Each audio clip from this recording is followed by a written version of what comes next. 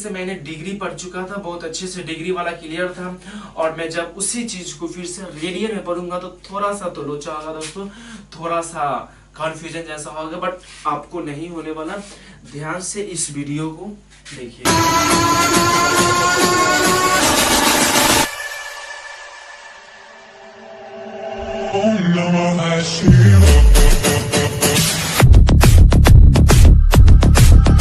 जय हिंद। आज मैं इस वीडियो में सीखेंगे क्लास 11 का जो एनसीईआरटी मैथ का ट्रिग्नोमेट्रिक फंक्शन में मैंने एक वीडियो जो है पहले पढ़ चुका हूँ बेसिक का, और मैं उसी वीडियो को थोड़ा सा और डीपली और आगे आज जो है पढ़ने वाले हैं। यानी दोस्तों आज हम लोग जो है ना एंगल के बारे में, उसमें जो है बेसिक में हम लोग एंगल के बारे में पढ़ेंगे, और एंगल में क्या पढ़ना है तो डिग्री और रेडियन को पढ़ेंगे। तो सबसे पहले मैंने अगर बात करता हूँ ना दोस्तों कि मैंने क्लास 11th में जो भी एंगल का फॉर्मेशन हम लोगों ने पढ़ा था वो सबके सब जो था ना वो डिग्री में था। यानी जो क्लास 10th की अगर बेसिक की बात करें तो सभी जो है ना वो डिग्री में था। और कहां से कहां तक उस समय हम लोगों ने थीटा का मान जो पढ़ा था ना 0 से बड़ा, या 0 से बड़ा से लेकर के हम लोगों ने 90 तक का ही एंगल के बारे में हम लोग पढ़े थे। यानी जो है अब क्लास 11th में जो है ना यानी कि 0 डिग्री से लेकर 90 से भी ज्यादा, यानी माइनस हम अब जो हम लोग पढ़ने वाले हैं ना वो माइनस इनफाइनाइट से लेकर के यानी प्लस इनफाइनाइट तक का मान को हम लोगों ने यानी कि पढ़ना है हम लोगों को। यानी जो 10th का बेसिक था ना वो जिसमें हम लोग 0 से लेकर 90 डिग्री के बारे में ही पढ़े थे, और मैं क्लास 11th में माइनस इनफाइनाइट से लेकर प्लस इनफाइनाइट तक के कोण के बारे में जिक्र करेंगे बारी बारी से। और मैंने क्लॉक का बताया भी था कि क्या एक लाइन ले लेते हैं और इस लाइन को इनिशियल लाइन रिप्रेजेंट करेंगे, और एक लाइन और है जिसको हम लोग क्या बोलेंगे टर्मिनेटिंग लाइन, टर्मिनल लाइन। और जब अगर इनिशियल लाइन टर्मिनल लाइन ये वाला हो गया, और जब एंटी क्लॉकवाइज में अगर एंटी क्लॉकवाइज में अगर ये डायरेक्ट मूव करता है ना, या एंटी क्लॉकवाइज का मतलब होता है सुई की विपरीत दिशा में अगर ये मूव करता है ना, तब ये जो इसका एंगल बनेगा थीटा वो पॉजिटिव एंगल रहेगा। यानी जब एंगल बनेगा एंटी क्लॉकवाइज में तो वो पॉजिटिव एंगल का फॉर्मेशन होगा। लेकिन अगर ये इनिशियल लाइन को ले लेते हैं और एक टर्मिनल लाइन को मैंने ये रिप्रेजेंट कर लिया टर्मिनल लाइन। अब यहाँ पे देखेंगे क्या ये घड़ी की सुई की दिशा में मूव हो रहा है, तो नहीं, ये घड़ी की सुई के विपरीत दिशा में मूव हो रहा है। और जब घड़ी की सुई की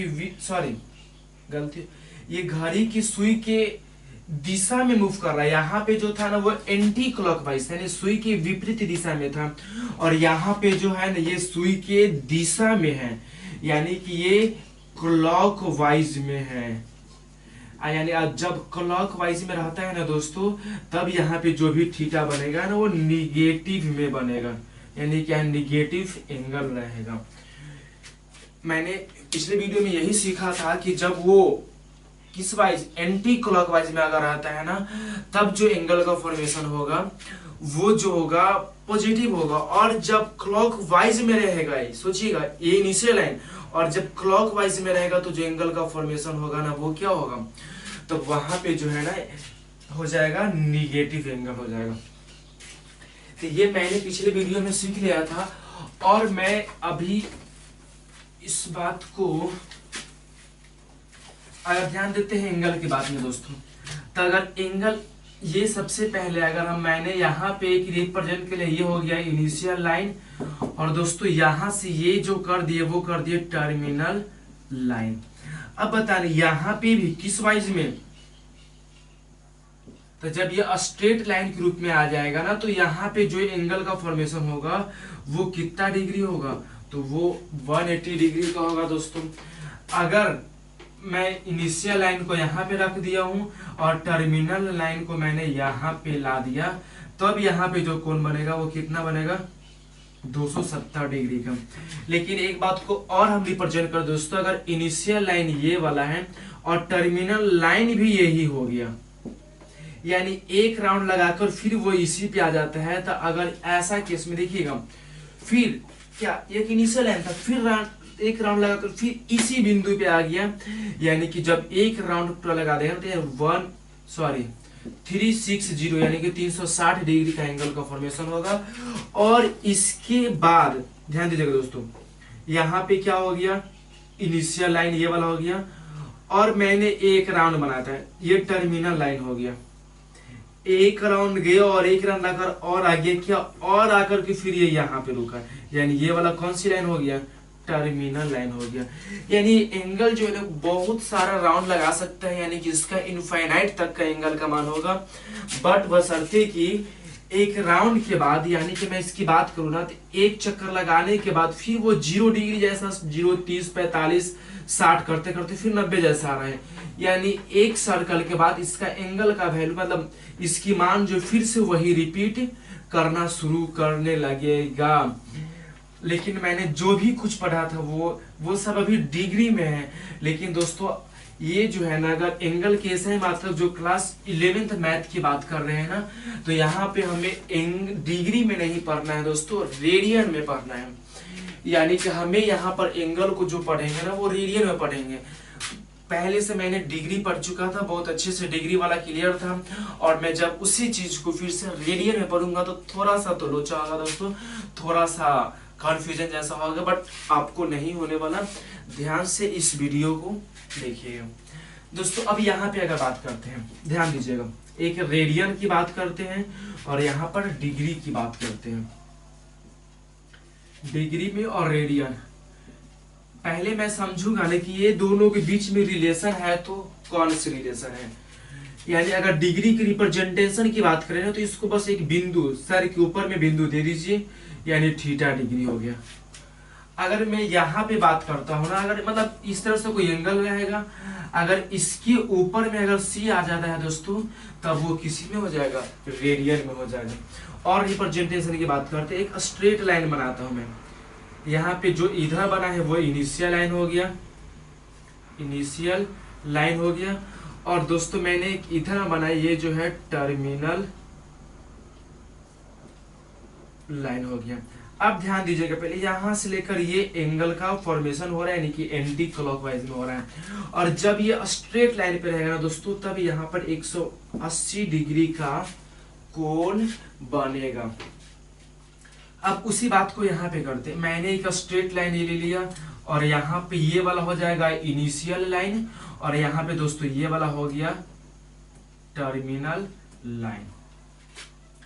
अगर इसी चीज को मैं रेडियन की बात करता हूं ना, तो जब ये डिग्री में था तो ये 180 का फॉर्मेशन हुआ था, जब इसको रेडियन में दोस्तों बात करेंगे तो यहाँ पे ये हो जाएगा पाई रेडियन। यानी स्ट्रेट लाइन में अगर हम लोग स्ट्रेट लाइन को डिग्री में रिप्रेजेंट करते हैं तो ये 180 डिग्री हो जाएगा, और वही स्ट्रेट लाइन को अगर रेडियन में रिप्रेजेंट किया जाता है तो ये पाई रेडियन हो जाता है। यानी मैंने ये कहने का मतलब है कि पाई जो रेडियन ऐसे उसको रिप्रेजेंट करेंगे ना, तो यानी सी जो है ये रेडियन को डिनोट करता है। यानी कि अगर बात करते हैं दोस्तों, तो यहाँ पे पाई रेडियन जो है ना वो कितने डिग्री के बराबर होता है, तो वो 180 डिग्री के बराबर होता है। तो अगर मैंने एक क्या करता हूं, ये हो गया terminal line, sorry initial line, और इसी पे मैंने एक टर्मिनल लाइन बना लेता हूं।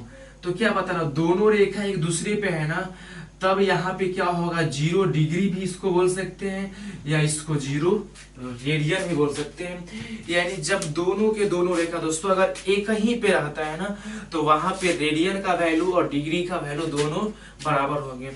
और जैसे जैसे ऊपर की ओर बढ़ते जाएगा, डिग्री का वैल्यू बढ़ते जाएगा और रेडियन का भी वैल्यू बढ़ते जाएगा।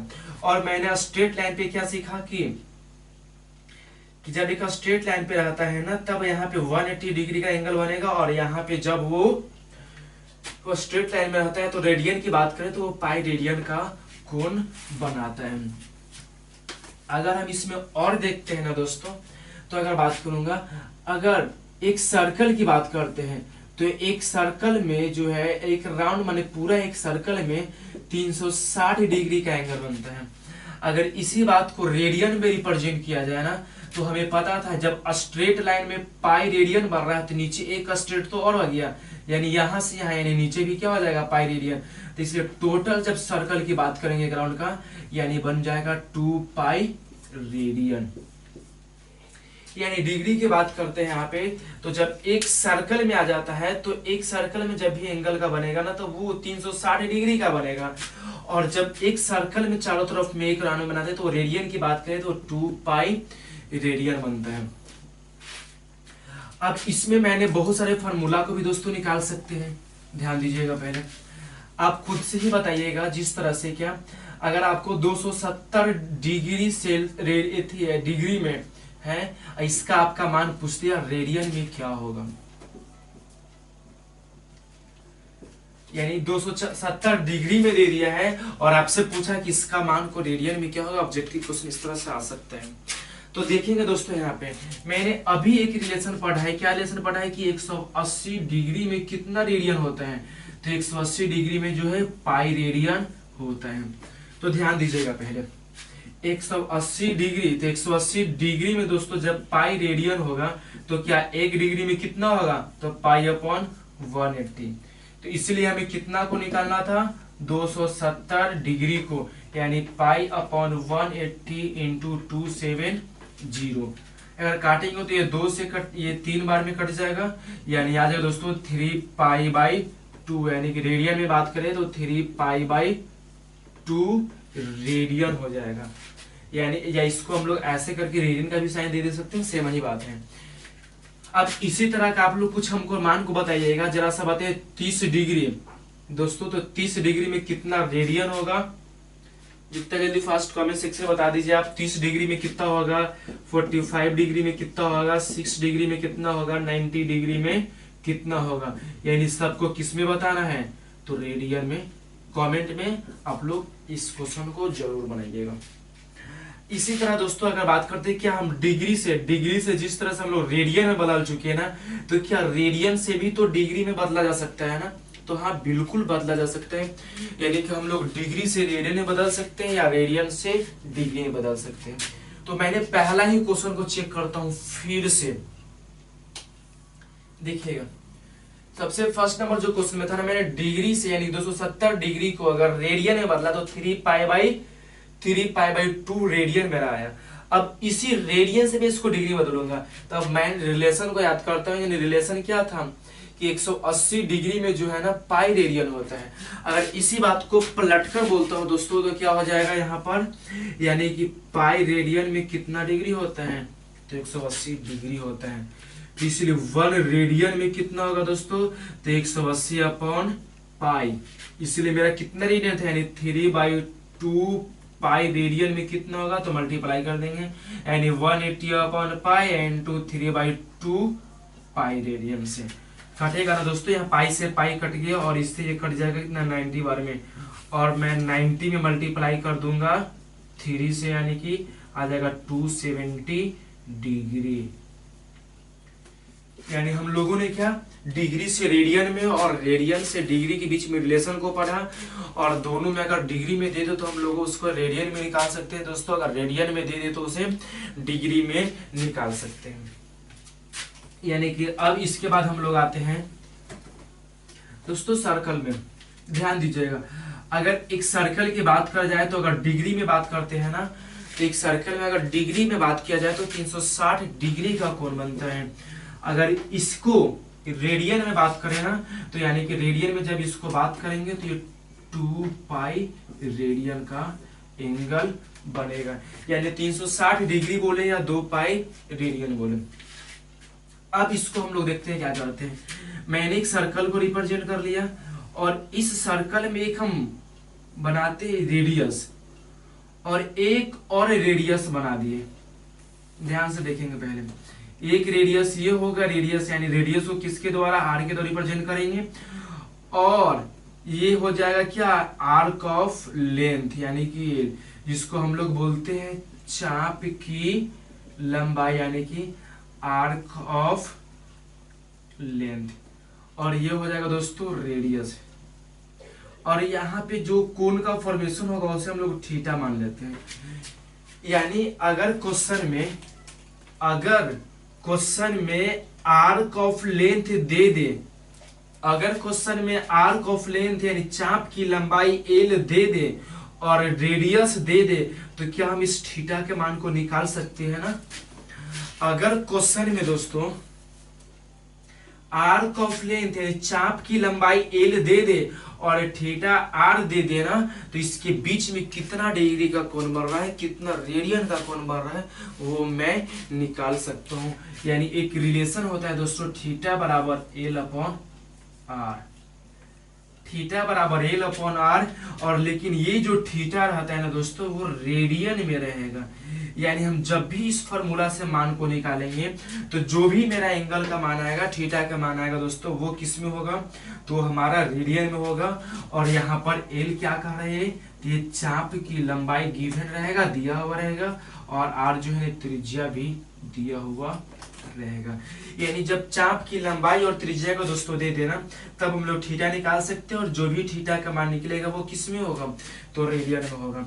इसी तरह मैं एक क्वेश्चन को सोल्व करता हूं।